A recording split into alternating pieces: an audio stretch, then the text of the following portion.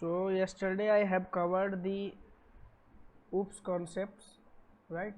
Now today I am going to cover overloading and overriding.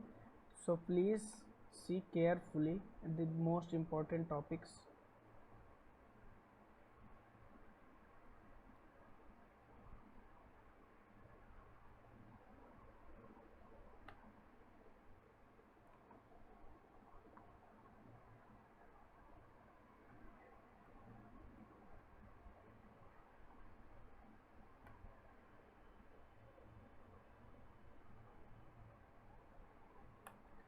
You guys must have gone through with the Java concepts, right?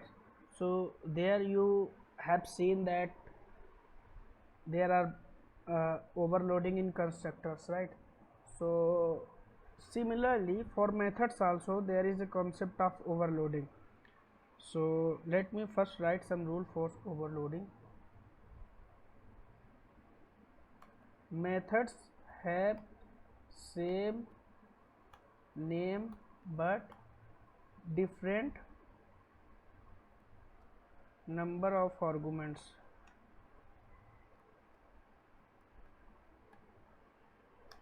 Methods have same name but different type of arguments.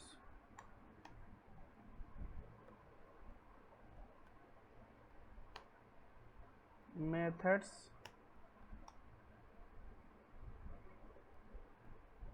just leave it. First let me come to the now. Can anybody see to tell what is this? If you have gone through with constructor chaining part, what is this? This is the default constructor, right? Constructor. So what the difference over here, that default constructor does not have any return type, right? Or any constructor may not have any return type. Okay, now you can see, suppose there is a method void print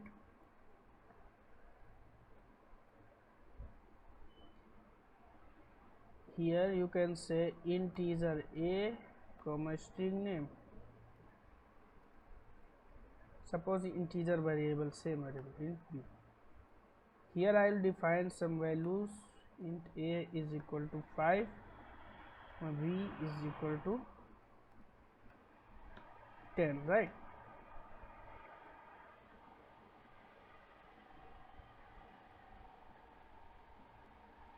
B is equal to 10.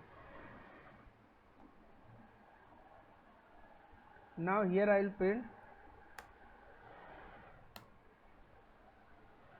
okay,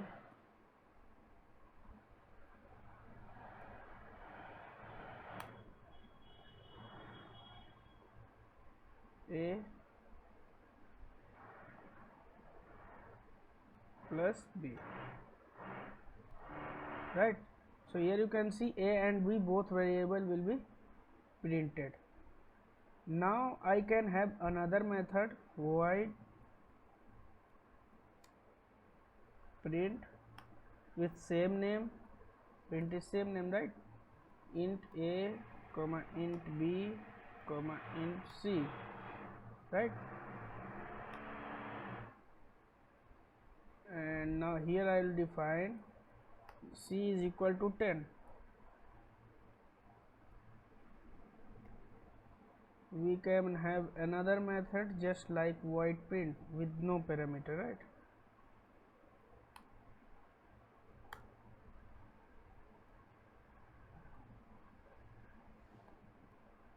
Sysout prints data. Sysout prints data.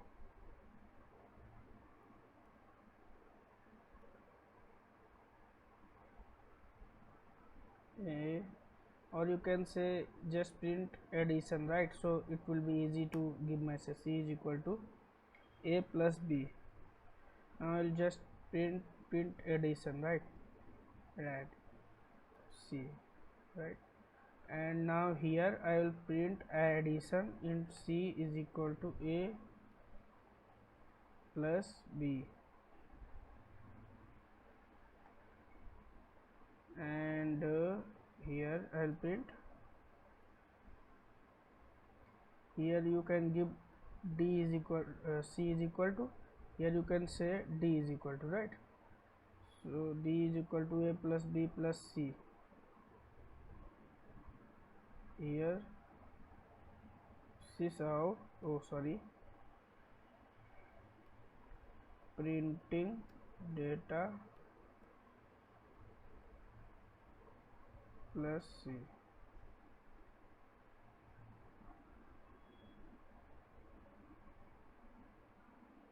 And this, so here you can see there are three methods. One is void print, which just prints something. Second one is which have two integer variables, right? Third, and prints the addition of the three variables, right? And now I will print here D, not C, right? Now over here it prints the addition of two variables, right? So here you don't need to assign this C, just because C is, if C is here as you can say globally declared, right? So you don't need to declare over here, but if something is declared inside the method, then you can use that inside a method only, right? So this value will be replaced by A plus B. C current value is 10 because we have declared that globally, and this will be replaced, but we don't need to take care of that, it will itself take care of, don't think about that too much. Okay, so you can, if you want to give guys so I'm back. Okay, so here you can see three methods and all are different. Okay, so this have three variables as the addition, right? And this has two variables at the addition. This will perform addition of two variables, and this will perform addition of three variables as per method is written, right? So here you can see that you have heard about the compile time polymorphism, right? So what is the compile time polymorphism? Is that it's done at compile time only, right? Static polymorphism, or you can say this overloading as compile time polymorphism.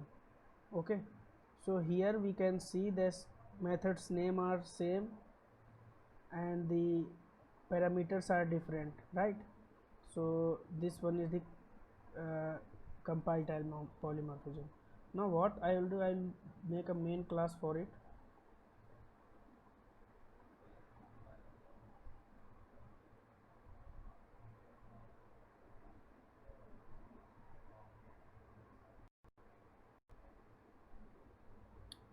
Now I'll pass three parameters over here.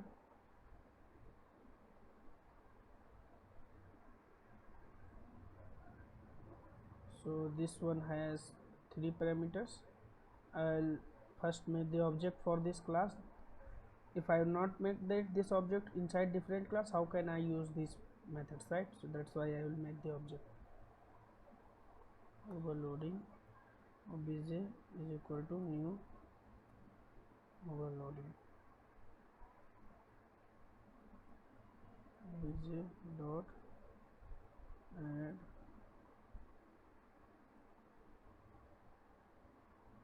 here I'll pass 3 10, or I don't need to pass from here because these are declared over here, right?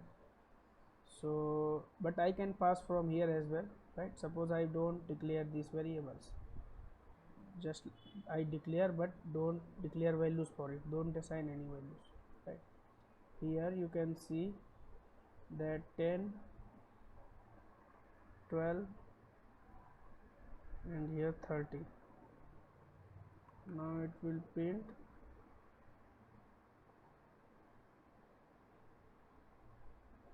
addition is 52, right? If I will give some space, this will be more clear.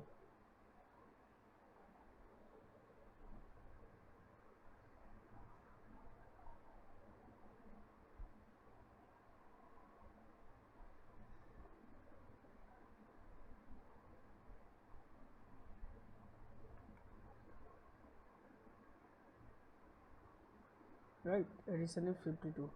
You will add this, the addition will 52. Suppose I remove one, so this will add two variables. Listen. So you can say methods name are same, everything is same, but the behavior is different, right? Same name but different behavior, you can say that is polymorphism. So what is polymorphism? When same object has different behavior. So this is the object, and this object had different behaviors. What behavior is actually? One of them is adding two numbers, one of them is adding three numbers. This is what the behavior, right? But this is not about just adding the number. Object name will be same, everything method name will be same, but different code will be written for that code. So as per the code, their behaviors are, right? So this is the uh, you can say compile time polymorphism, or you can say runtime static binding, right? So this is the overloading. You have to remember this. Now here, void string, no, don't give string, just give print name. Return type I will cover later. First just come here, string name, string email.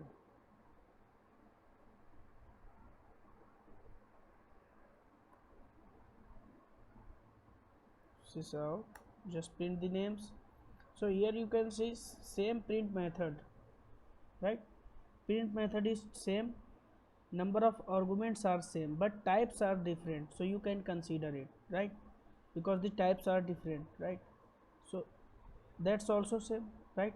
Types inside the parameters are different, you can consider that. Number of arguments does not mean that if three arguments method is defined, then we cannot have three arguments method. That is not the case, that's a different thing, right? So here you can see it, okay? But one thing, suppose you want to declare over here integer a, integer b. So here you can see you will have same number of arguments. You don't see that variables name are same, no? Don't take like this. You can have any variables name. What it will give in error, rename method print same. If you change the type of the return type, if you will change of the method, doesn't mean, because there will be ambiguity. What ambiguity? It will not understand what method it's to call, because the types and names are same, right? So this way you can consider. So I hope that you got this uh, compile type polymorphism, right? The same name, same method name, but the behaviors is different, right? So this is the overloading. And what is overriding? Here I will make a class. I will cover nothing much today because I am just disturbed now. Overriding example. Here I will declare a class. Suppose I have a class like this, and I have method void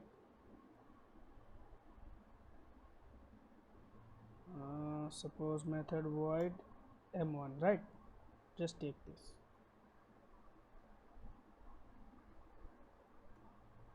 I have method same, I will copy and give this name m2,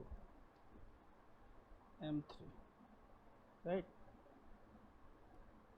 m2, m3. Sys out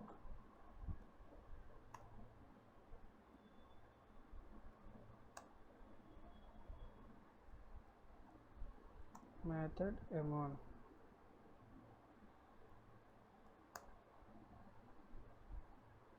method m2,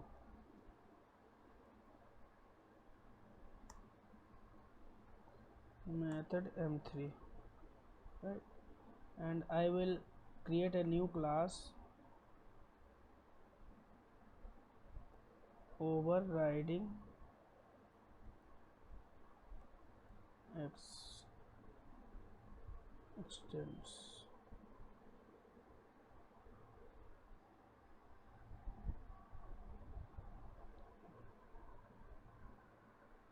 here it this class will extend previous class. Which one? Previous overriding, right? So all these methods which are present inside this will come over here, right? So I will extend this class. How to extend? Just write extend keywords and write like this, and here all these methods are present here, right? Now suppose this class has its own method, something like void m4.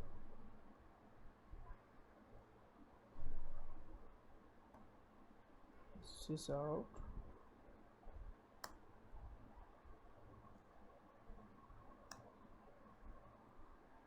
m4. Now I will make a main class for this, main over understand. I'll make this object for this class, right? This class I will make the object.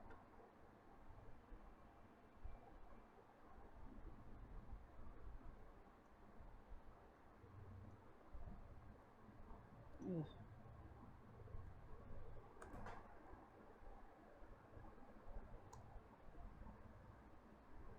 And I will call the obj dot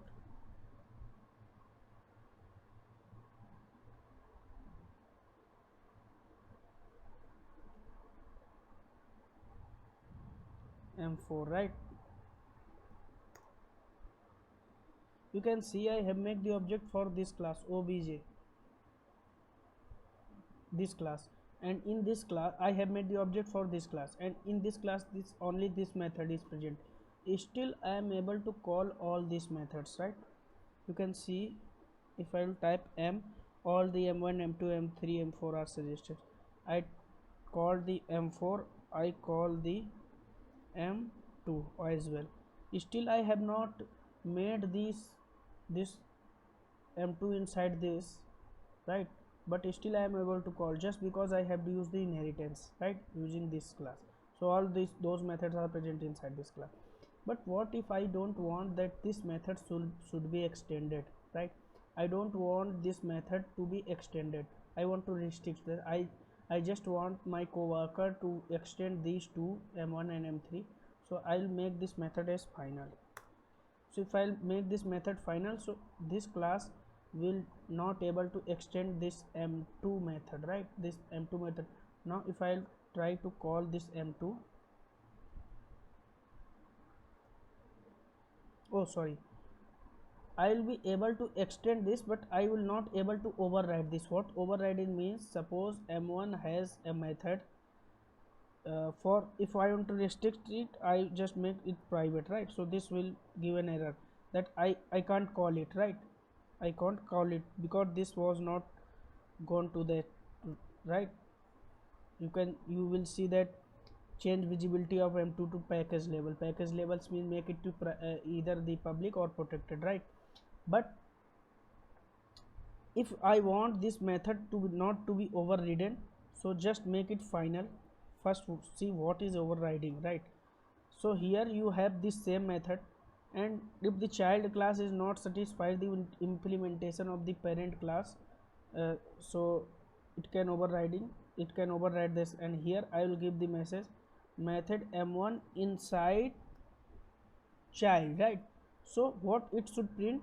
It should print method m1 inside child, right? So you can see output now, method m1 inside child, because this parent class knows that I have some declaration about this m1 method, but child class wants that it should have its own implementation, right? You can use override. What this override means? Suppose it means that this is overriding, this is a annotation, right? This standards follow. Suppose I remove this, just comment this. So what will happen? if now this time if I'll use this override, it will say that this method which you want to override is not present in parent class, right? The method m1 of type overriding must be override or implemented in this super type, right?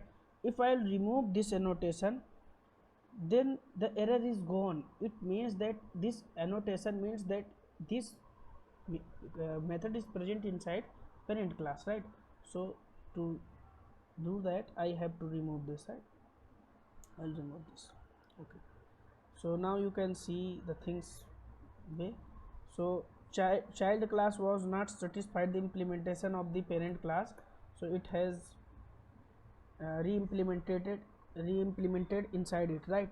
So it can have its own implementation, right? So it has implemented it and some extra code it has given to it, right?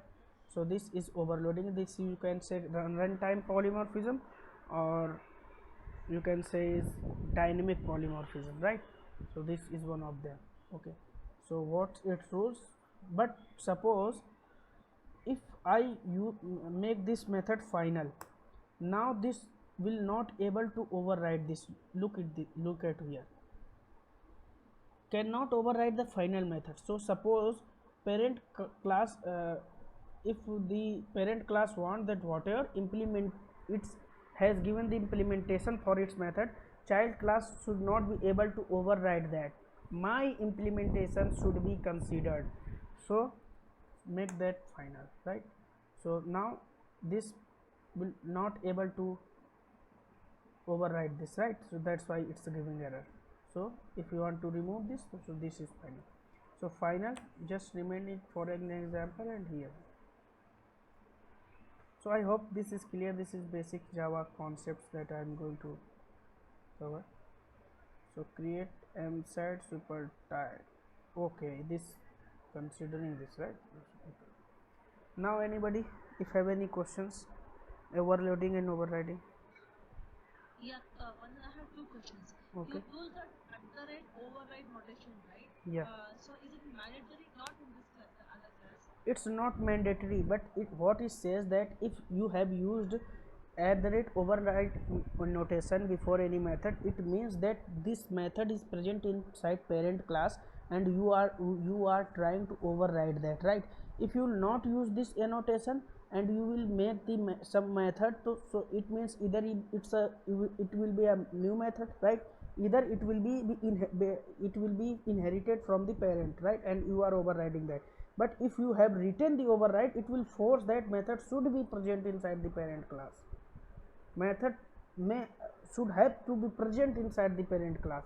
But if you remove the this at the rate override, then this is not mandatory to have that method inside parent class. Okay, I got it. What is difference between final and private? Because we declare private Okay. If you declare any method private, that means child class will never able to inherit that method, right? This method private means that restricts everything in that class level only. Anything cannot go out of the class, right? So that method will be not coming to the child class if you declare that private, right? But if you are declaring final, so that method will be going to the child class but will not be able to override that, right? Child class, yeah, but it is going to child class. yeah, it's going to child class but not able to override that. But child class cannot change the implementation of the parent class.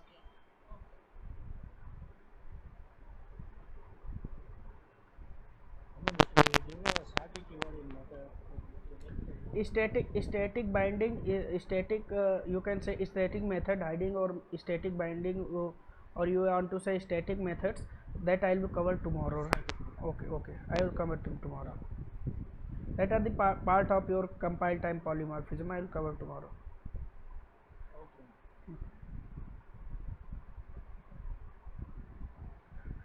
Okay guys, so sorry for today. I was stuck in some work and very disturbed, so I will move forward tomorrow.